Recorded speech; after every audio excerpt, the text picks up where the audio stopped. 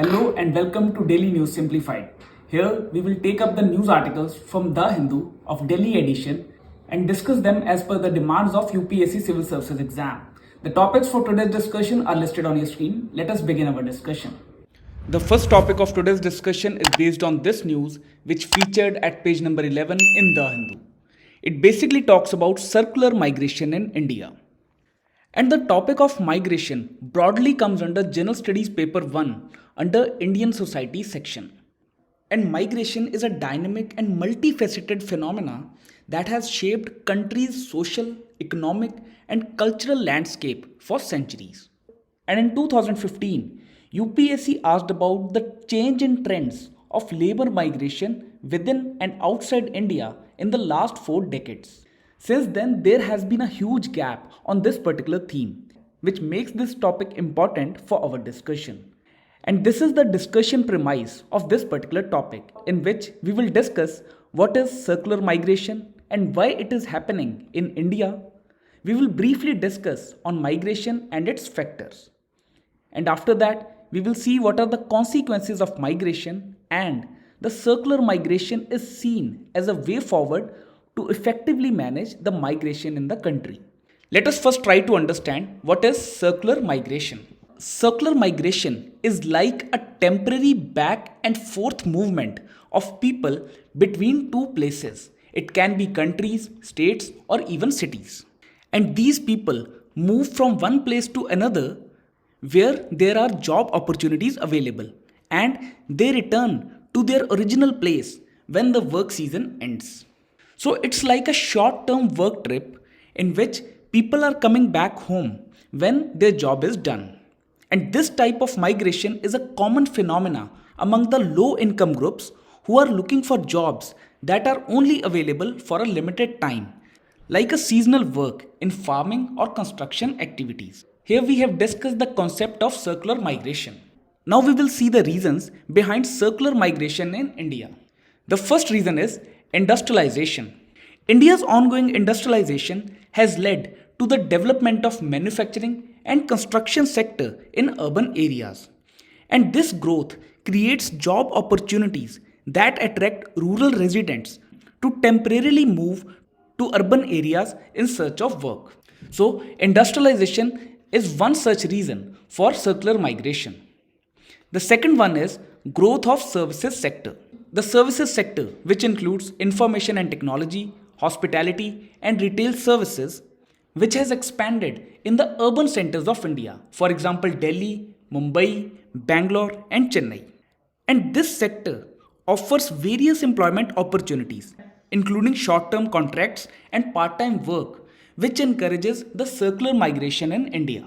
The third major reason behind this particular phenomena is uneven development. India's development is not uniform across all states and regions.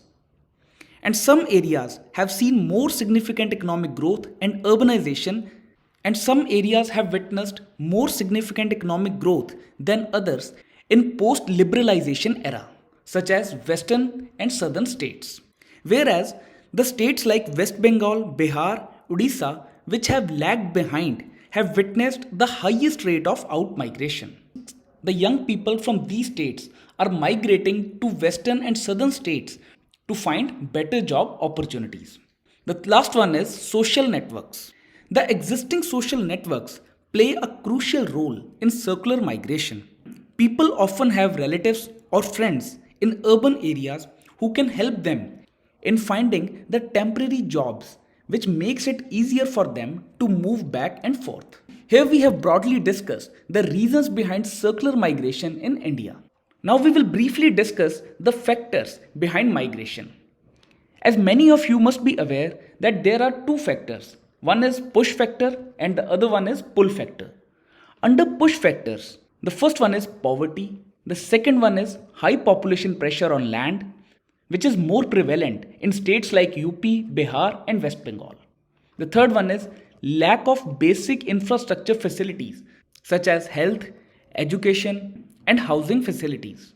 And the last one is natural disasters such as flood, drought, cyclones, earthquake, or local conflicts, which also push the people to migrate to urban areas or different regions for better living standards. Now, what are the pull factors which are attracting people from one region to another? And the first one is better employment opportunities which are being provided in the urban areas. The second one is availability of regular work throughout the year. The third one is relatively higher wages which are being provided to people who are working in urban areas than in rural areas. The fourth one is better opportunities for education due to the availability of multiple institutions in urban areas. For example, Delhi. The next one is better health facilities. And lastly, the sources of entertainment. As there are multiple avenues for entertainment in urban areas, for example, malls, public parks, and historical places. So these are the factors which are playing role in migration. Now we will shift our focus to discuss the positive consequences of migration. The first one is employment opportunities. Migration often leads to increased employment in urban areas where industries and services are concentrated. And migrants who have specialized skills can find better paying jobs than in their rural hometowns. And it also plays an important role in reducing the poverty level in the country. The second one is it serves as a lifeline for the rural economy. The remittances which are being sent by the migrants to their families in rural areas can significantly boost the local economy. And this money can be utilized for investment in education, healthcare, and local businesses, which further helps in improving the standard of living in these areas. So, it serves as a lifeline for rural economy. The third one is skill enhancement. Migrants often acquire new skills and experiences in urban environment, which can be valuable both for their personal development and for the communities when they return to their original place of residence, where they can use their acquired skills for improving the employment prospects through business activities. The fourth one is women empowerment. Migration provides women with greater autonomy and decision making power in the family due to the absence of men who migrate to urban areas for better job opportunities. And it also gives them an opportunity for economic independence and personal growth. And it further challenges the traditional gender roles, which restricts the basic freedom to women. And lastly, it fulfills the demand for low skilled jobs. Migrants often fill the labor gaps in industries that require low skilled workers, which can be crucial for sustaining their industries and managing the economic productivity, which is especially the case in Western countries, where most of the people who are working in the industries are the migrants from developing countries. Now, what are the negative consequences of migration? The first one is brain drain effect.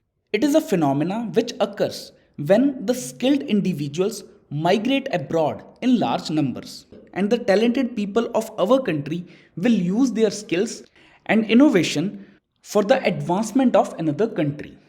The second one is it leads to the competition for jobs. In urban areas, migrants may compete with the local residents for the jobs, which potentially leads to the increased competition in the job market. And it also gives rise to the phenomena like son of the soil, in which the native or local population may feel that the incoming migrants may threaten their cultural identity, employment opportunities, or access to resources. The next one is stagnation in agriculture sector. Rural to urban migration can lead to decline in agricultural workforce, which will potentially reduce the agricultural productivity and food security in rural areas. And lastly, the burden on physical infrastructure. Rapid urbanization due to migration can strain urban infrastructure such as housing, healthcare, transportation, and education. And this can lead to the problems like overcrowding, inadequate public services, and increased environmental problems. So these are the negative consequences which are associated with migration. And in today's article, the circular migration concept is seen as a way forward to effectively manage the migration issue. Let us try to understand how circular migration is a promising path to manage the migration effectively. The first reason is it is a balanced migration, as it balances the need for the development of state or cities and similarly the economic advancement of an individual. The circular migration results into brain circulation, wherein the individual can use his or her talent in both countries and also contribute to the remittances. And thirdly, it offers flexibility, as migrants can return to their home country when the job opportunities change or when they want to reunite with their families. So, in this way, circular migration provides a promising path to effectively manage the migration issue. And to conclude this particular topic, we can mention SDG Target 10.7, which calls on countries to facilitate orderly, safe, regular, and responsible migration. And moreover, the effective management of migration requires well designed policies that protect the rights of migrants, addresses the issue of exploitation, and promote their integration into the host communities. A quick recap to our discussion. First of all, we have discussed the context and its relevance for General Studies Paper 1. We have seen the previous year question and the concept of circular migration. After that, we discussed why this is happening in India. We briefly discussed the factors of migration, the positive and negative consequences of migration, and circular migration as a promising path to effectively manage the migration. The next topic of today's discussion is based on this news, which featured at page number 1 in The Hindu. It basically talks about the Unlawful Activities Prevention Act. And in a recent development, Delhi police have arrested the founder and editor-in-chief of news portal NewsClick in a connection with a terror case. This particular incident highlights the ongoing debate surrounding the Unlawful Activities Prevention Act of 1967, which was aimed at preventing the unlawful activities in the country. This topic is relevant for General Studies Paper 2 and Paper 3, as this particular act impacts the fundamental rights of Indian citizens, so it can come under General Studies Paper 2, and it also addresses the internal security area which comes under General Studies Paper 3, which makes this topic important for our discussion. In 2019, UPSC directly asked a question on UAPA, in which you need to analyze the scope and reasons for opposing the UAPA by human rights organizations. And the discussion premise of this article includes, first of all, we will discuss the basic details about Unlawful Activities Prevention Act, and then we will discuss the amendments which are made to UAPA and the significance of this particular act in present times. And lastly, the challenges posed by UAPA to the fundamental rights and civil liberties of Indian citizens. Let us first discuss the basic details about Unlawful Activities Prevention Act of 1967.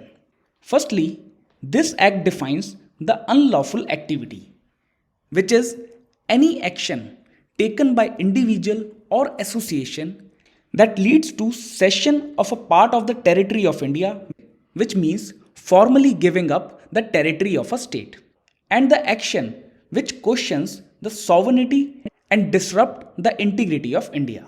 All these acts come under the unlawful activity as defined under UAPA Act of 1967. Now, what are the powers given to government by this act? Under UAPA Act, center government can declare any person or an organization as a terrorist. Just try to remember this piece of information, that this act extends to an individual also, who commits or participates in act of terrorism, promotes terrorism, or otherwise involved in any kind of terrorism. Further, government can impose an all India ban on the associations which are declared unlawful under this particular act. Another important fact which is associated with this particular act is that both Indian nationals and foreign nationals can be charged under this particular act. So, the scope of this act is extended to foreign nationals also. And with respect to the investigating powers, the cases related to terrorism or unlawful activity can be investigated both by the state police or national investigating agency. and what are the provisions with respect to appeal if anyone is charged with this particular act. This act provides for a tribunal to review or hear an appeal against the ban. Here we have discussed the basic details about UAPA Act of 1967.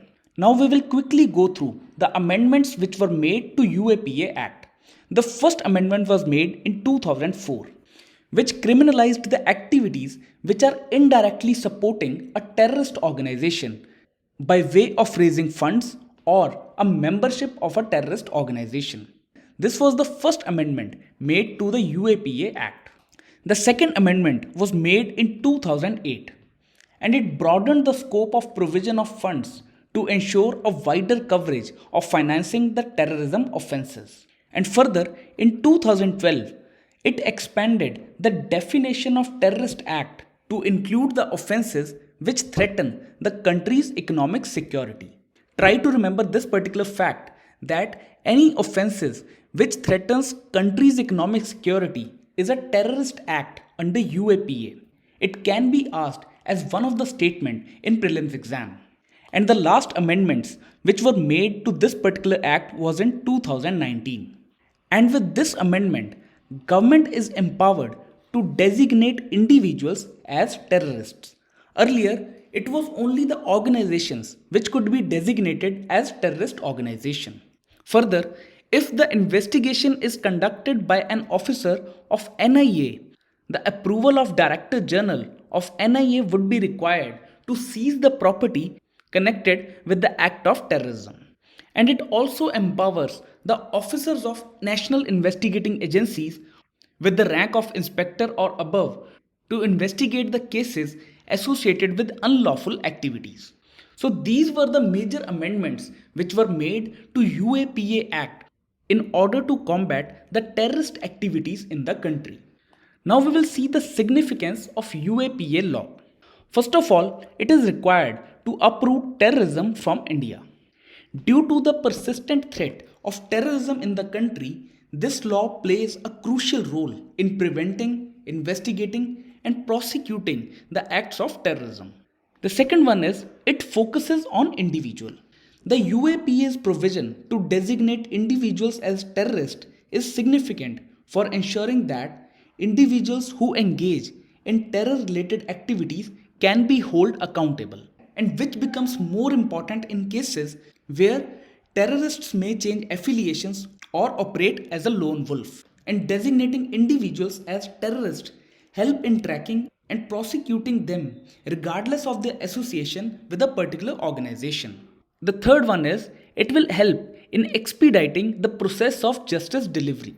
In this particular act, the empowering officers are mandated to complete the investigation process within 90 days, which is crucial in terrorism related activities where the time is often of the essence to prevent further attacks and to ensure the faster delivery of justice. And lastly, it reduces the delay in attaching proceeds, which also means the efficient seizing of the assets. UAPA Act allows the seizure of property connected with terrorism without taking the approval of Director General of Police in case the investigation is conducted by NIA official.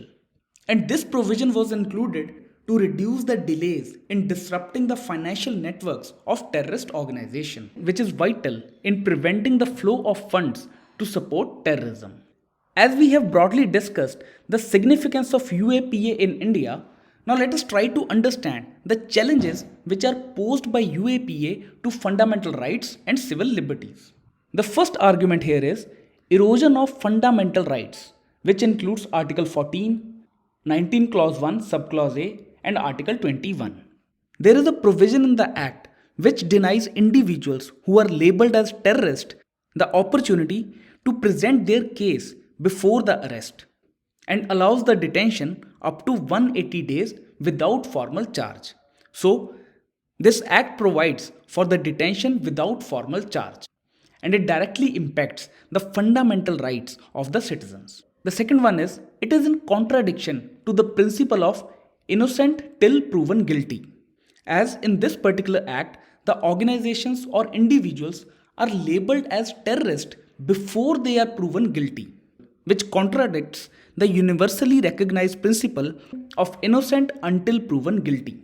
The third one is excessive discretionary powers. In this particular act, there is a lack of objective criteria for classifying individuals as terrorists, which further grants the government almost unchecked authority to designate anyone as a terrorist, which pose significant risk of the misuse of power.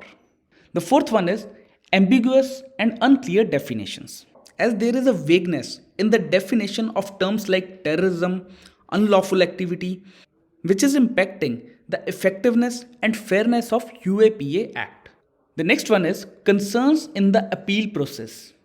While the Act provides for appeal, but the establishment of government appointed 3-member review committee raises concerns about the independence and fairness of the appeal process. And lastly, low conviction rates. It is a fact that less than 3% of the cases registered under UAPA Act between 2016 to 2020 resulted in convictions, which is highlighted by PUCL report. And it underscores the significant challenges in effectively prosecuting cases under this particular act. And lastly, with the low conviction rate and the concerns regarding the appeal process, the UAPA remains a subject of intense debate. And the ongoing dialogue surrounding the UAPA highlights the need for continued scrutiny, refinement, and thoughtful consideration of its provisions to ensure a just and equitable legal framework in India. A quick recap to our discussion. First of all, we have discussed the context and its relevance for General Studies Paper 3 and Paper 2. We have also seen a previous year question of 2019 which appeared in GS Paper 3. We had discussed the basic details about UAPA Act and the amendments which were made to UAPA Act, its significance, and the challenges which are posed by this particular act.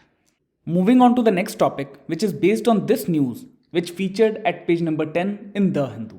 It basically talks about using artificial intelligence for audit techniques. The broader theme of this particular topic is the use of AI in governance, and we will be covering this topic in that respect.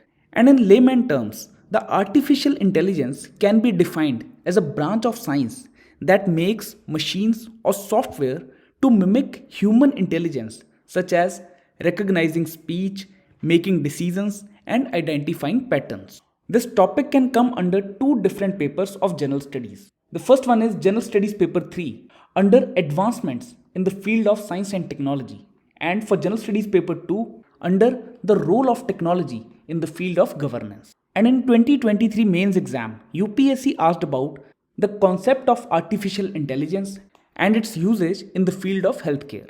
And in 2019, UPSC asked about the implementation of ICT based programs usually suffer in terms of certain vital factors. It was basically a question of governance and its association with technology, which makes this topic important for two papers. One is General Studies Paper 2 and the other one is General Studies Paper 3. And today we will be focusing on the role of artificial intelligence in governance. The first point here is smart policy making. Artificial intelligence can help in making the policies more smarter and data oriented. With the help of collection and analysis of data such as demographic and behavioral data from different ministries and governments to effectively formulate the policies and schemes for specific sections of society. Further, the technology such as artificial intelligence can help in effective measurement of the policies. The government can create AI-backed feedback mechanism to measure the satisfaction of different sections from different platforms. So, it can also help in ensuring the effectiveness of the schemes. It also promotes the futuristic policy making. With the help of data, AI-powered machines can predict the emerging issues and can improve the preparation to tackle such issues. For example, the disease outbreaks or the issues associated with increasing population. The second heading under this particular section is service delivery. Artificial intelligence systems can reduce time, cost, and increase the effectiveness of the services provided by government. For example, AI-enabled procurement process can allow governments to identify inefficiencies and potential cost savings in the products and services which they are purchasing. Also, in the field of traffic management, AI based modeling can help in reducing the amount of time spent by people in the traffic. And lastly, automation of service delivery. Through AI-enabled system, government can create a single point entry for all citizens and can also update the data regularly. For example, if a salaried person gets unemployed, her unemployment allowance or other scheme benefits start automatically through an AI-backed system. Hence, it plays an important role in effective and efficient service delivery. The third broad heading is efficient operating. Artificial intelligence can help in learning and development of the organization through customized training and education programs. Moreover, it can also help in reducing the repetitive tasks which are handled by government officials. So, invariably, it will result into the rationalization of work and workforce. And lastly, effective auditing, on which the article came in today's newspaper. Artificial intelligence can help in allocation and monitoring of finances for the optimization of financial and human resources. Here we have discussed the role of artificial intelligence in governance system. Now we will shift our focus to the concerns which are associated with the use of artificial intelligence in governance. The first concern is it will propagate biases. AI systems can perpetuate and even amplify biases into decision making. To understand this, let us take an example of an algorithm which is trained on a biased data with respect to certain section of society, and it will eventually impact the policy making at larger level. The second concern is related to privacy. Artificial intelligence systems can collect and process large amount of personal data, which raises concerns about privacy and data security of individuals whose data have been collected, and it demands a legal safety mechanism for its large scale usage in government functioning. The third one is risk of exclusion and discrimination.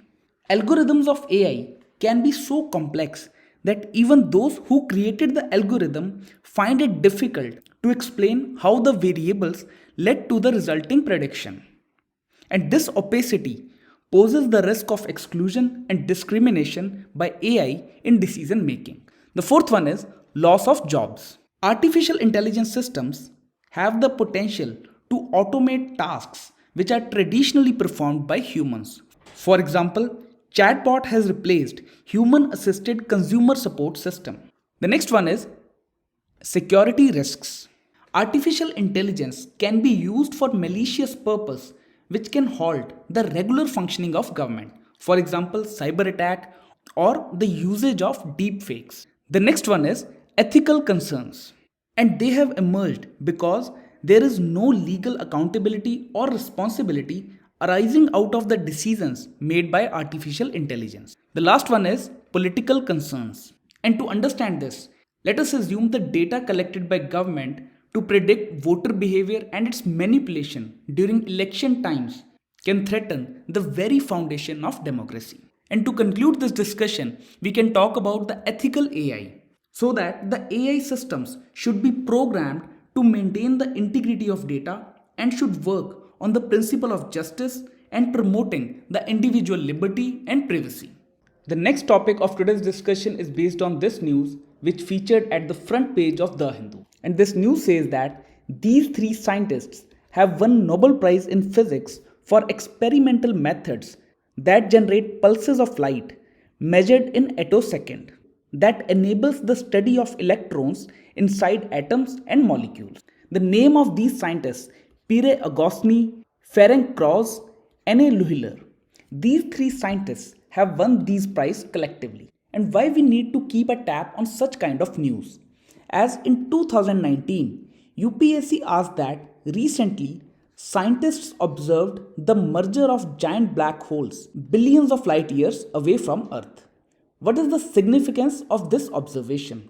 And you need to find the answer from the given four options. It highlights the importance of recent scientific discoveries in the UPSC prelims exam. And by keeping this thing in mind, we need to understand what is this attosecond. An attosecond is an incredibly short unit of time equal to 10 raised to power minus 18 seconds. And attosecond pulses are used in scientific research to study extremely fast processes such as electron movements within atoms and molecules. To explain it further, the attosecond pulses are extremely short bursts of light or electromagnetic radiation that lasts for attoseconds, which is 10 raised to power minus 18 seconds. And these attosecond pulses are used in cutting edge research to investigate and control ultra fast processes at atomic and molecular level. And they enable scientists to observe and manipulate electron dynamics within atoms and molecules. And the attosecond science has potential applications in the variety of areas from electronics to medicine and across disciplines in physics, chemistry, and biology. And one possible application of attosecond science is to study the molecular level changes in blood, which helps in identifying the diseases at earlier stage. So, it has a potential application in the field of biology. And moreover, a better understanding of how electrons move and transmit energy can help us in creating more efficient electronic gadgets, which further highlights the importance of attosecond science in the field of electronics. Just keep a tab on such information as it can be asked in UPSC prelims exam as a concept of attosecond. The last topic of today's discussion is based on this news which featured at page number 15 in The Hindu. And the context of this news is that Armenia's parliament has voted to join the International Criminal Court. And the key reason behind Armenia's decision to join ICC is Azerbaijan's offensive against the Nagorno-Karabakh region, which is a landlocked mountainous region encircled by Azerbaijan. And this region is majorly inhabited by ethnic Armenians, and it has been a subject of territorial dispute between Armenia and Azerbaijan. This topic becomes important for prelims exam under the international institutions, as UPSC has a habit of asking questions on international organizations and bodies which have been in news over a period of time. For example, in 2022, UPSC asked that with reference to United Nations Convention on the Law of Sea, consider the following statements. And you are being given 3 statements in which you need to identify which of the given statements are correct. Hence, this was the motivation to take this particular topic for today's discussion. Now let us discuss what is International Criminal Court. The International Criminal Court came into being and governed by the Rome Statute, which has entered into force in 2002 after the ratification by 60 countries. It is the first permanent treaty-based international criminal court which was established to end the impunity for the perpetrators of more serious crimes to the international community. Further, it is an independent international organization and it is not a part of United Nations. Moreover, it has 18 judges who are elected by Assembly of State Parties and serve 9-year non-renewable term. And the seat of this international court is in Netherlands in Hague. Whenever you come across such international organization, just try to find out whether India is a member of that particular organization or not. For this particular organization, India, China, US and Russia are not members. Here we have discussed multiple facts. Let us quickly recall all of them. First of all, it is being governed by the Rome Statute which came into force in 2002. And it is an independent international organization and not a part of United Nations. Its headquarters is based in Hague, which is in Netherlands. And India is not a party to this particular institution. Now we will go through the jurisdiction of the International Criminal Court. The International Criminal Court investigates and tries individuals who are charged with gravest crimes of concern. The first one is genocide, second one is war crime, the third one is crime against humanity, and the fourth one is crime of aggression.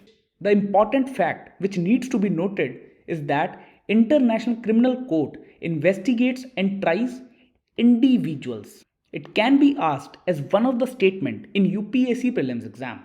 Just try to remember this particular fact. Further, ICC may exercise jurisdiction over international crimes only if they were committed on the territory of a state party or by one of its nationals. And lastly, under the Rome Statute, ICC can only investigate and prosecute the above four international crimes, which are genocide, war crimes, crime against humanity, and crime of aggression, in situations where states are unable or unwilling to do so themselves. Hence, ICC acts as a court of last resort and seek to complement the national courts. And with this point, we will conclude our discussion for the day.